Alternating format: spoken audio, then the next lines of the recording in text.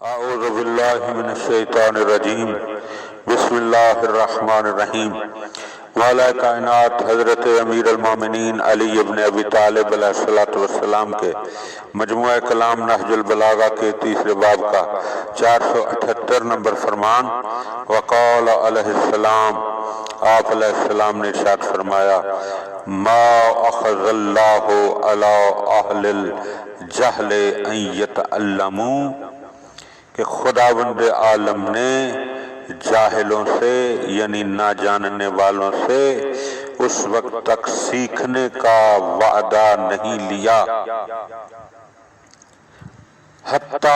اخذ علی اہل العلم ان یعلموا، جب تک جاننے والوں سے یہ عہد و وعدہ نہیں لیا کہ وہ سکھانے میں دریغ نہیں کریں گے۔ تو دیکھیے، اسلام جو کہ دین مبین ہے، دین حق ہے، اور اس کے تمام ہادی بھی برحق ہیں۔ اسلام کی جو عظیم ترین کتاب ہے اس کا آغاز ہی لفظ اقرا سے ہوتا ہے، یعنی پڑھ۔ تو پڑھنے پڑھانے والا دین، تو جو اس کا ماننے والا ہوگا وہ بھی پڑھنے اور پڑھانے سے غافل نہیں ہوگا۔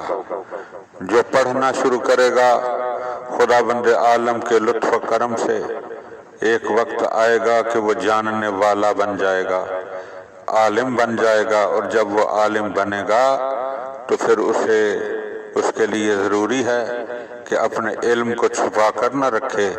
بلکہ جیسے جیسے مواقع آتے جائیں وہ اپنے علم کو ظاہر کرتا چلا جائے۔